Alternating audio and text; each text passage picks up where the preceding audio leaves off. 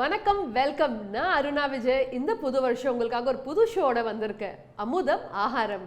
இது ஒரு cookery show மட்டும் இல்லை. இந்த ஷோல நம்ம தமிழ்நாடோட ஜெயின் டெம்பிள்ஸ், கலாச்சாரம் அண்ட் அவங்க ஃபுட்டு பத்தி கூட தெரிஞ்சுக்க போறோம். வாங்க, கொஞ்சம் சுற்றலாம், கொஞ்சம் சமைக்கலாம்.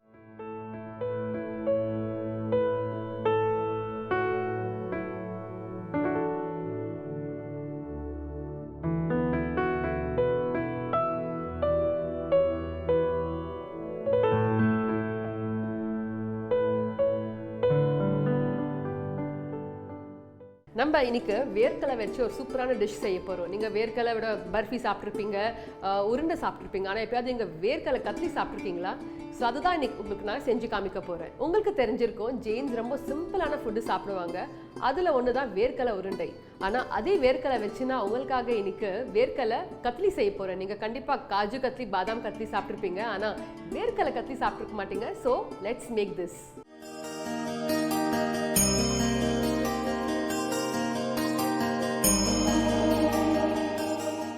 இந்த பீனட் கட்லி செய்யறதுக்கு ஃபர்ஸ்ட் நம்ம ஒரு கப் பீனட் மிக்ஸியில் அரைச்சிக்க போறோம்.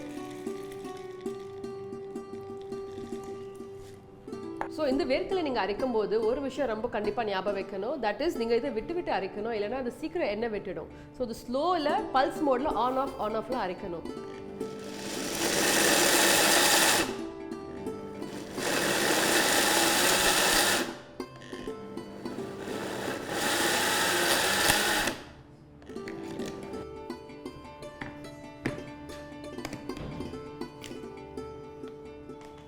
ஸோ இது அரைச்சாச்சு. இது நான் இப்போ கொஞ்சம் ஜலிக்க போகிறேன். ஸோ நமக்கு ஒரு ஃபைன் பவுடர் வேணும். இந்த மாதிரி ஜல்லடையில் போட்டு இதை ஜலிச்சுக்கோங்க.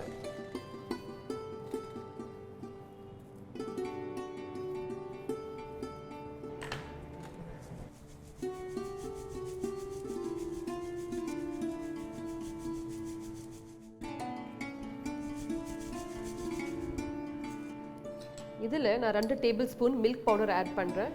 இது ஆப்ஷனல். இது உங்ககிட்ட இல்லைன்னா நீ இதை ஸ்கிப் பண்ணிக்கலாம். அண்ட் ஃப்ளேவரிங்காக கொஞ்சோண்டு ஏலக்காய் தூள்.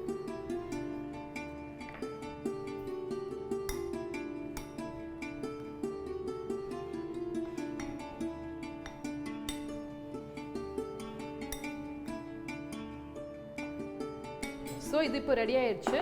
நான் இதுக்கு இப்போ சக்கரை பாகு பண்ண போகிறேன். நான் இந்த பாகு குக்கரில் பண்ண போகிறேன். யூஸ்வலி இது கடாயில் பண்ணுவாங்க, ஆனால் இது ஒரு ஷார்ட்கட் மெத்தட். நான் ஒரு குக்கரில் எப்படி செய்யணும்னு காமிக்க போகிறேன். ஸோ இது 1 கப்பு சக்கரை, 1/2 கப் தண்ணி. இது ஸ்லோ ஃப்ளேமில் 4 விசில்ஸ் எடுக்க போகிறேன். இந்த சக்கரை பாகு ஆகிறதுக்கு 4 விசில்ஸ் ஆகும். அது வரைக்கும் நம்ம தமிழ்நாடோட பழமையான ஜெயின் டெம்பிள்ஸ் பார்த்துட்டு வரலாம். திருப்பரம்பூர் புஷ்பதந்தர் ஆலயம், வெண்பாக்கம் வட்டம், திருவண்ணாமலை மாவட்டம். வாருங்கள், காணலாம். வயல் சூழ்ந்த வண்ண எழில்மிகு சமண ஆலயம் ஒன்றை. திருப்பரம்பூர் புஷ்பதந்தர் ஆலயம் காஞ்சிபுரம் கலவை சாலையை ஒட்டி காஞ்சியிலிருந்து சுமார் 15 கிலோமீட்டர் தொலைவில் அமைந்துள்ளது. இதன் மிக அருகாமையில் உள்ள கரந்தையும் ஒரு காலத்தே இவ்வூரும் கரந்தை திருப்பரம்பூர் என ஒரே ஊராக திகழ்ந்தது. தற்பொழுது இந்த ஊரின் தென்பகுதி கரந்தை எனவும் வடபகுதி திருப்பரம்பூர் எனவும் அழைக்கப்படுகின்றன. இதன் இடையில் உள்ளது ஒரு குளமாகும். இந்த குளத்தில் வருடந்தோறும் தெப்பம் நடைபெறும். தமிழ்நாட்டிலேயே தெப்ப உற்சவம் நடைபெறும் ஆலயம் இது ஒன்றுதான். திருப்பரம்பூரில் 8வது தீர்த்தங்கரர் புஷ்பதந்தருக்கு ஆலயம் ஒன்று உள்ளது. பொதுவூழி 15ஆம் நூற்றாண்டில் இக்கோயில் கட்டப்பட்டது. இதில் கருவறை, அர்த்த மண்டபம், முகமண்டபம், மானஸ்தம்பம், பலிபீடம், திருச்சுற்று மதில் ஆகிய பகுதிகள் உள்ளன. கருங்கல்லால் கட்டப்பட்டது இந்த திருக்கோயில். கருவறை மண்டபங்கள் ஆகியவற்றின் வெளிச்சுவர்களில் அரை தூண்கள், கும்பஞ்சரங்கள், தேவ கோட்டங்கள் உள்ளன. அரை தூண்கள் கால்கலசம், கும்பம், கண்டம், பூமுனை அமைப்புடைய போதிகை ஆகியவற்றைக் கொண்டு அழகாக திகழ்கின்றன. இந்த ஆலயத்தின் கலைப்பாணி அனைத்தும் பொ.உ. 15ஆம் நூற்றாண்டுக்கு உரியவையாகும். இந்த ஆலயத்தினுடைய முக்கியமான ஒரு அம்சம் மானஸ்தம்பம் எனப்படும் மன தூய்மை கம்பமாகும். ஒற்றை கல்லாலான இந்த தூண் மிகவும் நெடியது. இதன் உச்சி பகுதியில் சிறிய கோயில் போன்ற அமைப்பு. அதில் 4 திசைகளிலும் நோக்கியவாறு உள்ள தீர்த்தங்கரர் சிலைகளும் அமைக்கப்பட்டுள்ளன. ஆலயத்தின் தென்புறத்தில், அதாவது மன தூய்மை கம்பத்திற்கு எதிர்ப்புறத்தில் ஒரு மண்டபம் உள்ளது. இந்த மண்டபத்தில் நிறுவப்பட்டுள்ள பீடங்களில் 3 முனிவர்களுடைய திருவடிகள் செதுக்கப்பட்டுள்ளன. இவர்கள் வடக்கிருத்தல் எனப்படும் சல்லேக்கனை ஏற்று இயற்கை எய்தியவர்கள். தர்மசாகர், சுதர்மசாகர், கஜபதி சாகர் என்ற மூவருடைய திருவடிகளாகும்.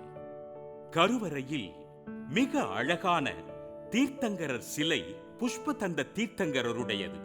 அமர்ந்த நிலையில் தியான கோலத்தில் உள்ள சிற்பம். இது கல்லாரான திருவுருவமாகும். இதன் மீது சுதை பூசி வெள்ளை நிற வண்ணமும் தீட்டப்பட்டுள்ளது.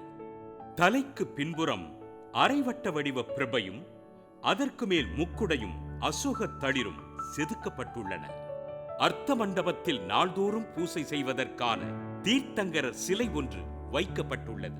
அர்த்த மண்டபத்தின் வடக்கு சுவரின் கீழ் பிரம்மதேவர், தர்மதேவி சிற்பங்கள் உள்ளன.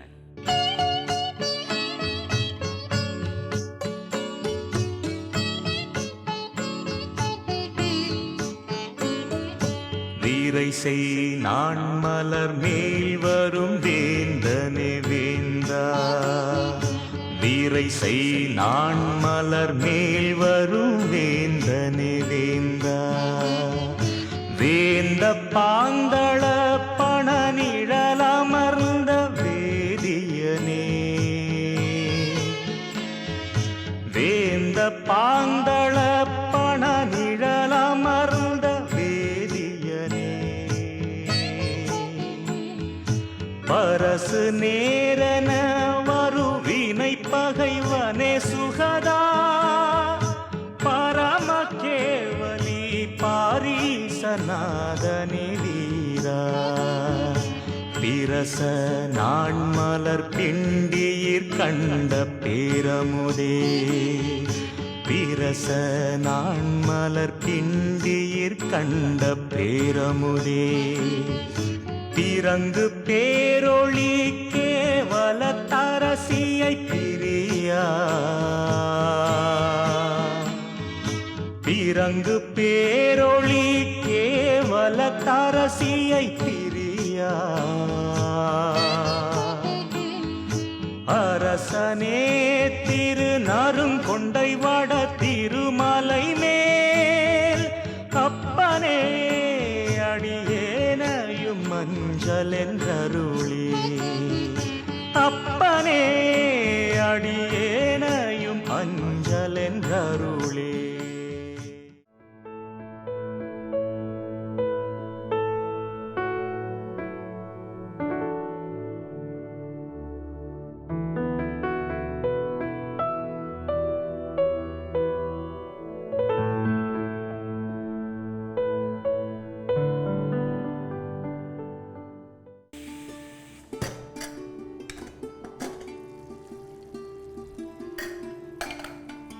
இந்த சக்கரை பாகில் 1 டீஸ்பூன் நெய் போட போகிறேன். இது ரொம்ப ஈஸியான மெத்தட் சக்கரை பாகு பண்ணுறதுக்கு. இமீடியட்லி இதில் நான் வேர்க்கடலை பவுடர் ஆட் பண்ண போகிறேன். இந்த ப்ராசஸ் கொஞ்சம் குவிக்காக பண்ணணும். நீங்கள் ஸ்லோ பண்ணிங்கன்னா பாகு சீக்கிரம் திக் ஆகிடும்.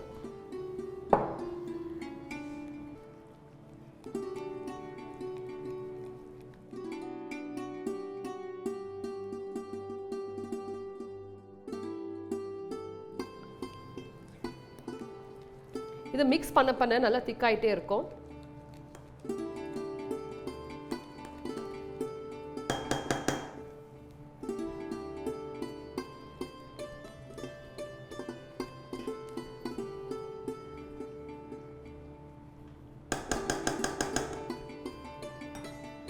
மினிட்ஸ் நான் அப்படியே விட போகிற குக்கர் க்ளோஸ் பண்ணி.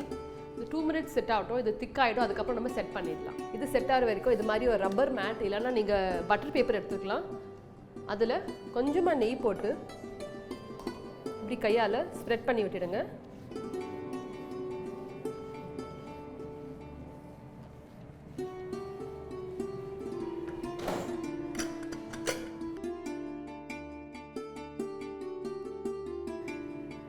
நான் இந்த நெய் போட்டு வச்ச மேட்டில் இப்போ ட்ரான்ஸ்ஃபர் பண்ண போகிறேன்.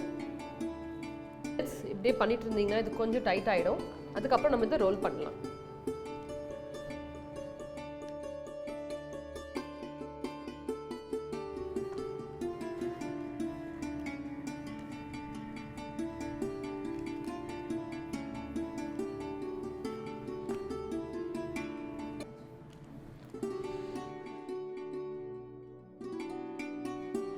இது ரொம்ப சூடாக இருக்கும், அதனால கேர்ஃபுல்லாக ஹேண்டில் பண்ணுங்கள். இது டைரெக்டாக டச் பண்ணாதீங்க.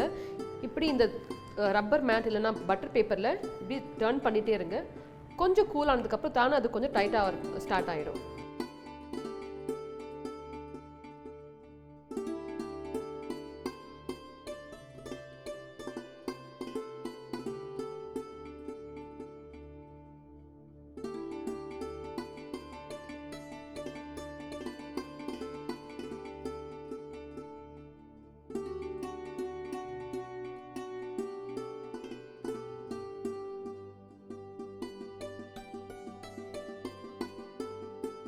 இது இப்போ ஒரு டோ கன்சிஸ்டன்சிக்கு வந்துருச்சு. இப்போ நீங்கள் பார்க்கலாம் கொஞ்சம் சூடாக இருக்குது, ஆனால் கேர்ஃபுல்லாக ஹேண்டில் பண்ணுங்கள் இதை.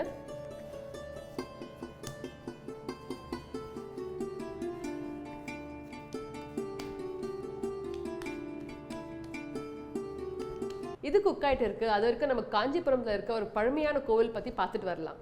இங்கு 50க்கும் மேற்பட்ட சமண குடும்பங்கள் வாழ்ந்த ஒரு சமண கிராமம். சமணர்களின் தினசரி கடமைகளில் ஒன்று தீர்த்தங்கரர் ஜினபிம்பம் தரிசனம் மற்றும் வழிபாடு. எனவே ஒவ்வொரு சமண கிராமத்திலும் ஒரு சமண ஜினர் ஆலயம் நிச்சயம் உண்டு. சமண முனிவர் உணவு ஏற்கும் வைபவம். சமண முனிவர்கள் ஒரு நாளைக்கு ஒருவேளை மட்டுமே உணவு மற்றும் நீர் அருந்துவார்கள். அந்த உணவும் எந்த ஒரு உயிருக்கும் தீங்கு நேராமலும் தூய்மையுடனும் அளிக்கப்பட வேண்டும். அதிலும் பெரும்பாலும் அனைவரும் உண்ணும் பல உணவுகள் தவிர்க்கப்பட்டிருக்கும். குறிப்பாக பூமிக்கு அடியில் விளையும் கிழங்கு வகைகள், புளிக்க வைக்கப்பட்டு தயாரிக்கப்படும் உணவுகள், விதைகளோடு கூடிய உணவுகள், கீரைகள், மசாலா பொருட்கள் முதலியவை அறவே தவிர்க்கப்படும். முனிவர்கள் மற்றும் துறவியர்களுக்கு உணவு அளிப்பது என்பது ஒரு வைபவம் போன்று நிகழும். ஆண்கள் மற்றும் பெண்கள் நீராடி தூய ஆடையுடன் சமைத்து வழங்குவார்கள். அவர் நின்ற நிலையில் தனது உள்ளங்கைகளில் பெற்று உணவு உண்பார். அவ்வாறான ஒரு காட்சியைத்தான் தாங்கள் காண்கிறீர்கள். இவரது பெயர் குந்து சாகர் பகராஜ். இவரது பிறப்பிடம் மத்திய பிரதேசம். இவர் தீட்சை எனும் துறவு நிலை ஏற்று கடந்த 25 ஆண்டுகளாக இந்தியா முழுவதும் கால்நடையாக பயணித்து அகிம்சையை போதித்து வருகிறார். குந்துசாகர் முனிவர் அவர்களின் ஆசியுரை: அறம் சார்ந்த பணிகளை யார் மேற்கொண்டாலும் அவர்கள் வெற்றி பெறுவது உறுதி. டிடி தமிழ் சென்னை தொலைக்காட்சியின் சமண உணவுகள் மற்றும் பாரம்பரிய சின்னங்களை அனைவரும் அறிய மேற்கொண்டுள்ள இந்த முயற்சி வெற்றி அடைய வாழ்த்துகிறேன். தமிழ்நாட்டில் பல நூற்றாண்டுகள் கடந்த சமண ஆலயங்கள், தொல்லியல் சின்னங்களாக விளங்கும் சமண முனிவர்கள் தவம் செய்த குகைப்பள்ளிகள் உள்ள மலைகள் மற்றும் கேட்பாரற்று கிடைக்கும் தீர்த்தங்கரர் சிலைகள் என உள்ளது. இந்த பூமியில்தான் சமணத்தின் முதல் பேராசான் ஆசாரியர் குந்தகுந்தர் மற்றும் ஆசாரியர் அகலங்கர் போன்றவர்கள் தவம் புரிந்துள்ளனர். இவை அனைத்தையும் போற்றி பாதுகாக்க வேண்டும். அறம் வளர்க்கும் இந்த மாநில மக்கள் அனைவரும் அனைத்து வளங்களும் பெற்று மகிழ்வுடன் வாழ வாழ்த்துகிறேன் என கூறினார்.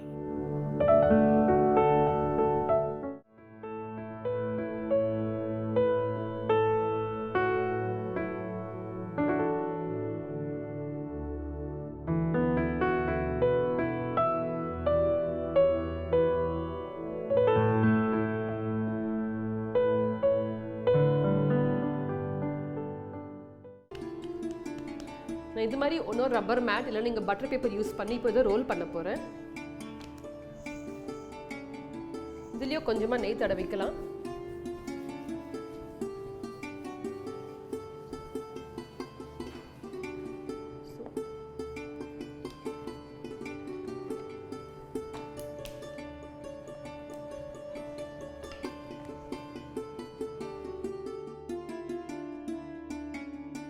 உங்களுக்கு எவ்வளோ திக்கு வேணுமோ நீங்கள் அவ்வளோ திக்காக ரோல் பண்ணிக்கலாம்.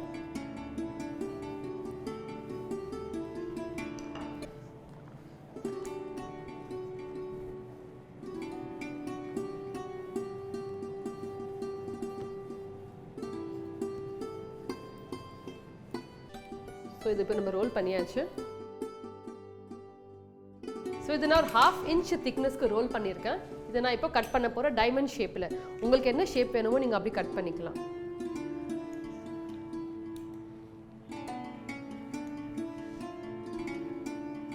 இந்த சைடு எக்ஸ்ட்ராஸ் நான் ஃபஸ்ட்டு வெளியே எடுத்துடுறேன்.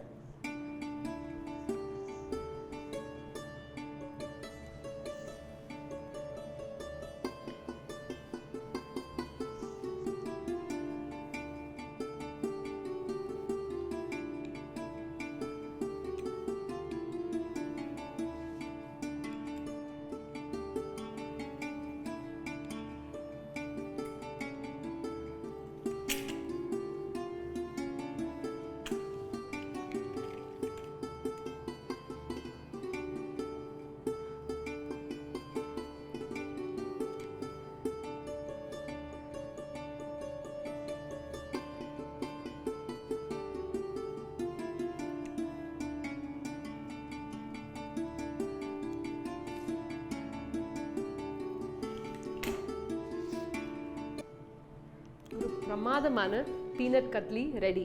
ஸோ நம்ம கொஞ்சம் டெக்கரேஷன் பண்ண போகிறோம். நான் அது எப்படி பண்ணுவேன்னு காமிக்கிறேன்.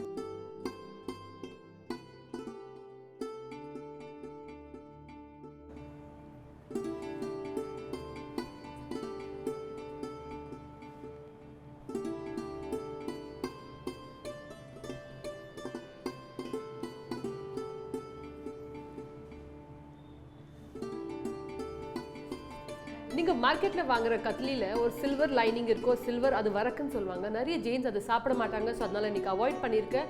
உங்களுக்கு வேணும்னா நீங்கள் அதை யூஸ் பண்ணிக்கலாம். நான் கொஞ்சம் ரோஸ் பெட்டல்ஸ், நான் கொஞ்சம் குங்குமம் போட்டு டெக்கரேஷன் பண்ண போகிறேன்.